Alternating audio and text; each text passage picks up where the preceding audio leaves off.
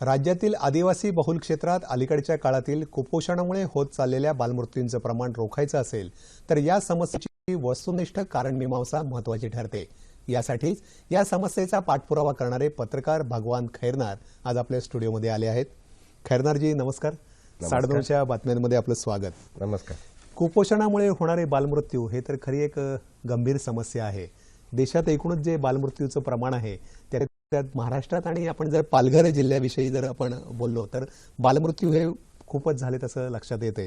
तर यामागचं नेमकं कारण काय सांगता येईल? निश्चितच पालघर जिल्ह्यामधलं प्रामुख्याने जव्हार, मोखाडा, विक्रमगड ही जी आदिवासी बहुल जी तालुके आहेत तेथे या बालमृत्यूचं प्रमाण मोठ्या प्रमाणावर आहे। ते नाकारता येत नाही आणि शासनाने नाकारू शकत नाही। मुळातच या भागामध्ये पालघर जिल्हा ज्यावेळेस अस्तित्वात आला, ठाणे जिल्ह्याचं विभाजन होऊन पालघर जिल्हा अस्तित्वात आला। आज जिल्हा अस्तित्वात येऊन 2 वर्ष झाले। येथील आदिवासींना अपेक्षा होती काहीतरी आपल्या पदवीपर्यंत मिळेल, पण तसं काही मिळालेलं नाही। ही पहिली बाब। आणि दुसरी बाब काही येथे हे कुपोषणाचं जे प्रमाण आहे हे आजवर नचं नाहीये। पहिलं प्रकाशात जे आलं ते 92-93 ला वावर वांगणी ज्यावेळेस या भागातून जे 125 बालमृत्यू आले त्यावेळेस हा प्रश्न महाराष्ट्रात नव्हे तर देशात गाजला। देशातून हाच प्रश्न युनोत देखील गाजला होता। तेव्हा कुठे मोखाडा किंवा जव्हार हे महाराष्ट्राच्या नकाशावर हे महाराष्ट्राला कळले।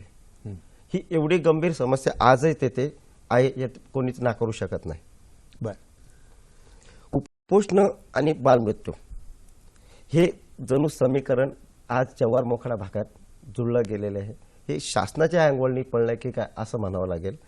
आणि त्याच्यावर विविध उपाययोजना शासनाकडून केल्या जातात, आजवर करण्यात आलेल्या आहे।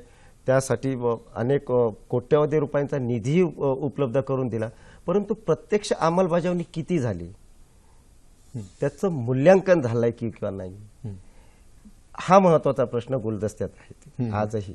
शासनाने अमृत आहार योजना ही सुद्धा एक राबवली, तर त्याविषयी काय सांगाल? मग निश्चित अमृत आहार योजनेची आत्ताशी अंमलबजावणी करण्यास सुरुवात झालेली। मुळात ही अमृत आहार योजना शासनाने आणली, त्या योजने अंतर्गत फक्त 25 रुपयात एका गरोदर आणि स्तनदा माताला पोटभर अन्न द्यायचं आहे। त्याच्यामध्ये पौष्टिक आहार, अंडी, केळी पण आलेली आहेत।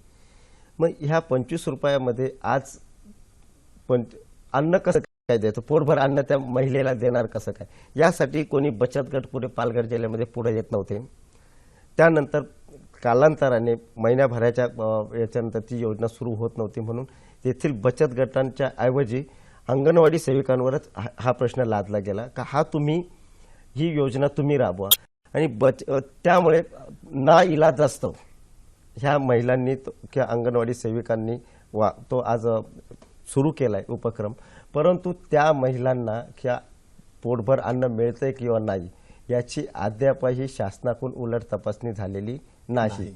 आणि हा जेव्हा प्रश्न आत्ता ऐरणीवर आला या 2 बालमृत्यूच्या निमित्ताने, तेव्हा कुठे त्याचे उलगडा व्हायला लागला का ही योजना चालू होऊन काय अशा पद्धतीचे का झाला। मुळातच या योजनेचं अनुदानही 4 महिन्यापासून पालघर जिल्ह्यात उपलब्ध नव्हतं।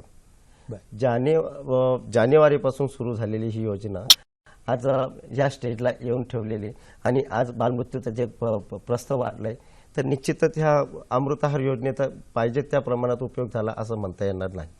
पण तो आदिवासींचा जर आपण विचार केला तर त्यांची जी पारंपरिक जीवनशैली आहे किंवा त्यांच्या ज्या प्रथा परंपरा आहेत त्या सुद्धा काही प्रमाणात या गोष्टीसाठी कारणीभूत आहेत असं म्हणता येईल। होय, काही प्रमाणात आपण त्यांनाही म्हणू शकतो, कारण आज आदिवासींमध्ये अज्ञानाचं प्रमाण आहे, ते नाकारू शकत नाही आपण। आणि बालवयात विवाह होणे हे आजही मोखाडा जव्हार भागामध्ये होतात। मुलगी 14-15 वर्षाची झाली की तिच्या डोक्यावर अक्षता पडतात। साहजिकच मुळातच ती महिला परिपक्व नसते।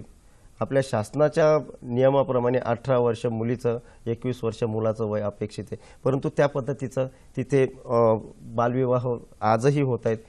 बालविवाह प्रतिबंधक कायद्याची कठोर अंमलबजावणी शासनाकडूनच होत नाही, यासाठी शासनाने कायदा केलाय। तिथे यंत्रणा उभारलेली आहे, गावचे पोलीस पाटील आहे, सरपंच आहे, तलाठी आहे, ग्रामसेवक आहे। यांनी याबाबत नियंत्रण ठेवणं अपेक्षित आहे. तेथील गटविकास अधिकारी तहसीलदार आहेत, ही यांची सगळ्यात मोठी जबाबदारी बेसिक ही तालुका स्तरावरची या दोन अधिकाऱ्यांची आहे.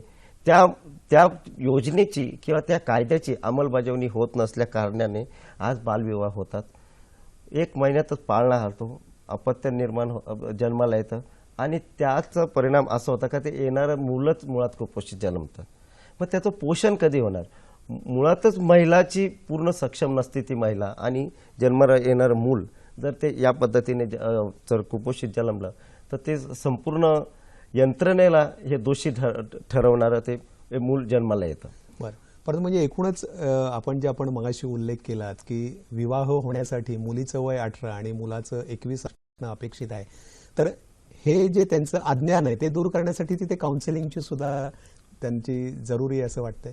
निश्चितच या बाबतीमध्ये शासनाने महत्त्वाचे कुपोषण निर्मूलन करण्यासाठी महत्त्वाच्या ज्या बाबी आहेत त्या आदिवासींचं स्थलांतर रोखणं, त्यांना स्थानिक ठिकाणी काम देणं हा महत्त्वाचा भाग येतो. तिथे यांनी इथे स्थानिक ठिकाणी जर काम दिलं, आमच्या आदिवासी भागामध्ये मुळात म्हणजे प्रायोरिटीने म्हणणार तर जव्हार, मोखाडा, विक्रमगड या ठिकाणी रोजगार असा उपलब्ध नाही. फक्त खरीपाची शेती याच्यावरच 4 महिन्याचं आदिवासींचा रोजगार आहे. त्याच्यानंतर अन्य 8 महिने म्हणजे त्यांना हातालाही काम देणं आवश्यक आहे. पण एकूणच हा जो प्रकार घडला ही घटना नक्कीच दुर्दैवी आहे. पण ह्याच्याकडून जे राजकारण केलं जातंय त्याविषयी काय सांगा?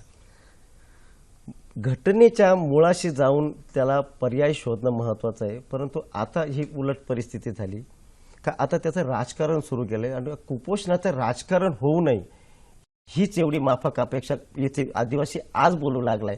कारण कसं आहे, तुम्ही येणार इकडे प्रत्येक एक या माध्यमातून मी सांगेल का ज्या वेळेस हे कुपोषणाचं कृत्य घडलं आणि प्रसिद्धी माध्यमांनी आम्ही लोकांनी जेव्हा ते चव्हाट्यावर आणलं आणि हे याची बाब मुळात शासन आणि विरोधी पक्ष यांना जागा करणारा ठरला तो पहिला पत्रकार.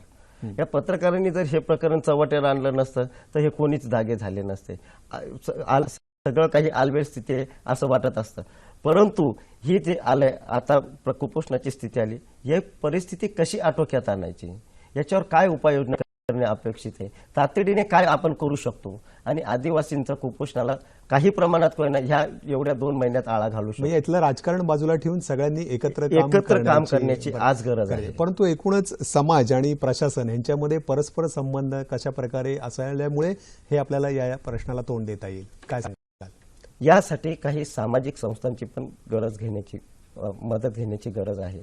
कारण आज आदिवासींचा त्यांना प्रबोधन करण्याची गरज आहे का एकूणच आपण कशा पद्धतीने राहणीमान आपलं राहिलं पाहिजे, आपण काय कुटपत आरोग्याची कशी काळजी घेतली पाहिजे, दवाखान्यात कशा पद्धतीने गेलं पाहिजे, त्याच्यानंतर आपलं मुलीचं वय किती झाल्यानंतर तिचं लग्न केलं गेलं पाहिजे, याविषयीची पूर्ण काउन्सिलिंग येथील आदिवासी महिलांची, पुरुषांची आणि याबरोबर त्या समाजाची होणे. प्रामुख्याने मोखाडा तालुक्यामध्ये किंवा अन्य आदिवासी भागामध्ये जे कुपोषणाचं प्रमाण आहे ते मोठ्या प्रमाणात आदिम जातीच्या आणि वारली समाजाच्या. आज आपण इथे आलात आणि हा एक अतिशय गंभीर या विषयावर आपलं जे मत व्यक्त केलं त्याबद्दल सह्याद्री वाहिनीच्या वतीने आपले मनपूर्वक आभार आणि धन्यवाद. नमस्कार.